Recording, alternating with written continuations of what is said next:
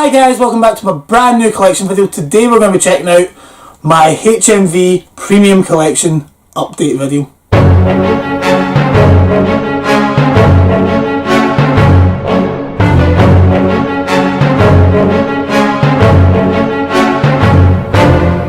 So yeah guys, here is my HMV Premium collection update video.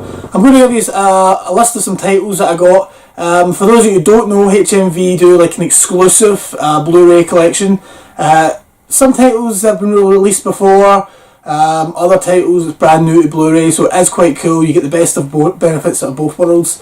They've released some great titles so far, and the bunch that I've got, recently I got it at the Christmas sale. They did a Christmas version, and so this is our second sale, and I thought I had to just jump on it and get a couple of titles that I always wanted to see and watch, and a majority of course that I've got in my hand I haven't seen. In fact, pretty much all of them I hadn't seen before up till now, and over the Christmas break I had a chance to watch them and get a chance to watch every single one of them.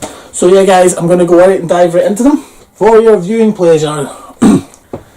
So the first one I have seen before, and I used to own it. I had it in the Steelbook edition, and I had to sell it for needing money, sort of things.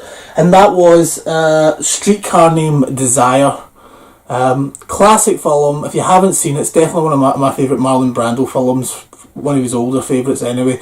I mean, I love The Godfather. I love him, his portrayal as Jor-El in Superman, of course. And I've seen, of course, The Wild Ones. And of course On the Waterfront, but this is just, if you haven't had a chance to check A Streetcar, this is him. His portrayal as Stanley is absolutely great, and I don't think, like, I mean, if they were to remake this film, I don't think it'd be as good as usual. But again, A Streetcar Named Desire, if you haven't had a chance to check it out guys, it's definitely one to pick up for the collection, if you do collect it of course. The one is one I hadn't seen before, and I ended up actually enjoying, and that is Cat in the Hot Tin Roof. Now, I have seen a lot of Paul Newman's movies. I do like Paul Newman. And Elizabeth Taylor, heck, you know, whatever her backstory is, the fact that she did steal away Carrie Fisher's dad, had an affair with her, I don't know, whatever her backstory is. In fact, she's a good actress, and I enjoyed the movie. And if you haven't had a chance to check Cat in the Hot Tin Roof, it's definitely one to check out. My next one is another Elizabeth Taylor one. They released a bunch of Elizabeth Taylors, and that is Who's Afraid of Virginia Woolf.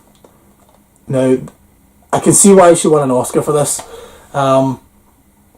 She did win an Oscar for this, I'm sure, yeah. I'm pretty sure she did. Or it got Best Academy Award, of course.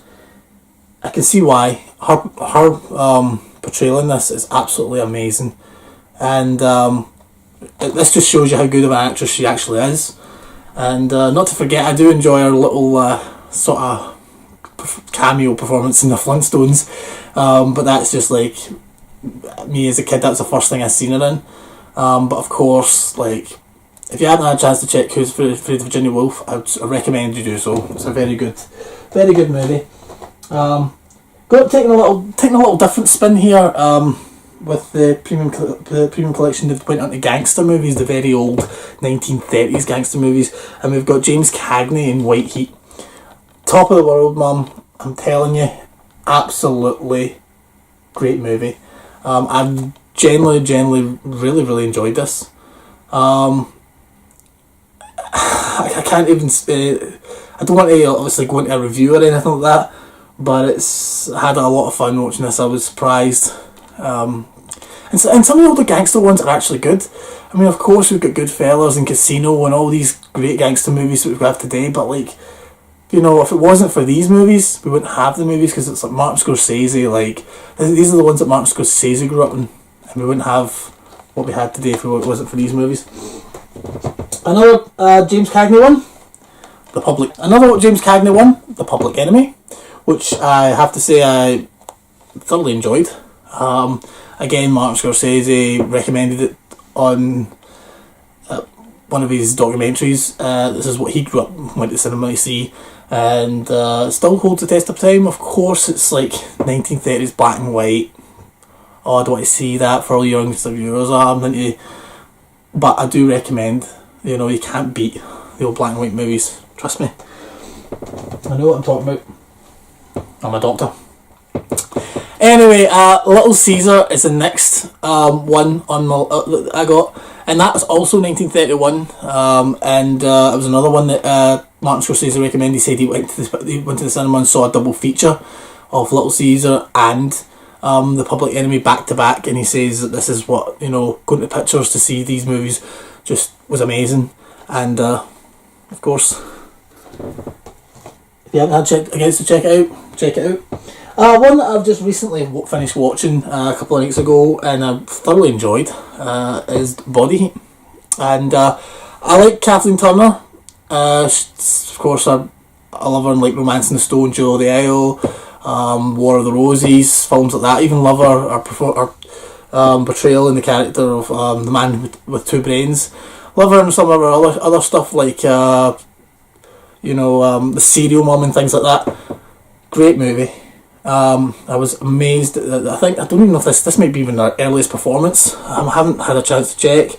She might have done other things before this, but this is like 1981. This is the earliest thing I've seen her in. So maybe she's done other stuff before, I don't know, but Body Heat, if you haven't had a chance to check it out, another good one. I highly recommend. Now this is another one I have seen before. Going back to what I've said, I haven't seen more majority of them. I have seen this. I used to own this one as well till I had to sell it, unfortunately, and that was Jack Nicholson, Faye Dunaway, Chinatown. Great movie. I really hope that they release a sequel, even though I didn't think the sequel's that great, but I mean it's on Netflix here in the UK. I can watch it any time, so it's actually not bad, but I really do hope the sequels gets released, which is obviously the two Jakes. Great movie. Just, I don't know what it is about this movie. It's absolutely just the feel of it, the Jack Nicholson performance, and it is always good. Anything Jack Nicholson does to me is really, really good. So Chinatown, guys, if you haven't had a chance to check that out, I do recommend it. Now this is one I wanted since I heard its release. I just hadn't had a chance to jump on it. It got released in the October there, and here it is on Blu-ray, and that's finally Vincent Price, The House of Wax 3D. Now, again, because it says 3D, you do get the option of what one you want to watch. You do get of course, the normal version. But this movie is actually really good. This is actually one of Vincent Price's best movies, apparently, according to his daughter. And I agree with her. I've just recently watched a bunch of Vincent Price movies that were released by Arrow Video. Most of you know I got a bunch of Arrow videos. If you've been watching my videos, and I went right through all the Vincent Price movies. I had to just watch them, and I must say, for a majority of them, are really, really good, and I enjoy them for what they are. But this happens to be, his best movie, and I can see why. And if you haven't had a chance to check House of Wax out or any Vincent Price movies, I do recommend you do so. Not just including Edward Scissorhands. I mean, his performance, that's his last performance, and his performance in that is absolutely good. But I recommend you do check out The House of Wax. So next on my list is one that I enjoyed pretty much, and that's Humphrey Bogart on my list, Falcon. If you hadn't had a chance to check any Humphrey Bogart movies out, I do recommend. But this is really, really good. I really like Humphrey Bogart. Again, like as I was saying, if I hadn't been for Marlon Brando, James Dean, Jimmy Cagney, Humphrey Bogart, these actors, we wouldn't have the actors. Well, we would have these actors, of course, today. But what I mean is the style of acting that they did inspired all the actors we have today, like Robert De Niro, Tom Hanks, so forth. I'm just naming a bunch here, but I'm just saying that they inspired these films are the ones they grew up with, which of course sort of similar to what we're growing up with today, in a sense. What we grew up with in the 80s, they're sort of kind of replicating that in a sense by remaking films and redoing films, and we all know every year there's something like we're getting from our childhood, if it's Star Wars, Terminator, Alien, whatever it is, we're always getting something, and it's the same thing with them. They had loved like these style of gangster movies and stuff like that. And at the time when they were doing like films like Goodfellas, even Mean Streets as far back, and that's what they were trying to copy. Another Humphrey Bogart film and a Lauren Bacall film, which is actually the first film I've ever seen them in together, and that's The Big Sleep. Thoroughly enjoyed this movie. I kept hearing about it on videos and reading about it, and I hadn't had a chance to check it out. Haven't had a chance to see it yet. You should see it. I've enjoyed it. It's one I do recommend. Last but not least, a Frank Capra movie. For those who don't know who Frank Capra is, I do suggest you go back and check him out. He's the director, obviously, that basically did It's a Wonderful Life, and so The Lost Horizon. So if you haven't had a chance to check that out, it is a good movie. I do recommend you pick it up. This is the 80th anniversary, believe it or not. Problem with this movie is, and I can see why they've done it, is they have restored the old cut.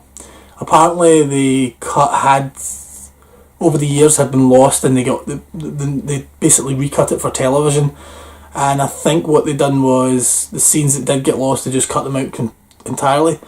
But what they could do is they could keep the track, because the scenes are useless, and they just use images and you hear the track. So the movie plays as normal, and then halfway through you kind of hear it'll cut to this certain scene where it's just images of different things. Like if there's a person talking, it'll cut to that person, and it'll cut to the next person's reaction. And that's a scene from basically the film that they couldn't use because they didn't have the actual footage. It was basically, I think it was deteriorating and they couldn't use it, but they still had the track, so they used that. But then the film plays back as normal, and I think that happens about three times maybe during the film. It doesn't take you out of the film, but I can see why they did it, because they wanted to give the original release. But I would love it if they just gave you like what version you wanted to watch. But it is pretty cool. I mean, they've done it for the 80th anniversary, and if you haven't had a chance to check out any of these films, I mean, I do recommend it. So I mean, that's about it, guys, for my premium collection. I will give you a wee chance to check out the collection as it stands. And here it is, guys, the collection as it stands so far. A lot I'm still missing, of course, but I just wanted to give you a little idea of how it looks. Again, if you don't know about the HMV Premium Collection, I do suggest you look it up or check one of my videos, Blu-ray labels that I did. There's some great companies in there. If you're a Blu-ray collector, you'll like this collection, I'm sure. Problem is, again, they are numbered.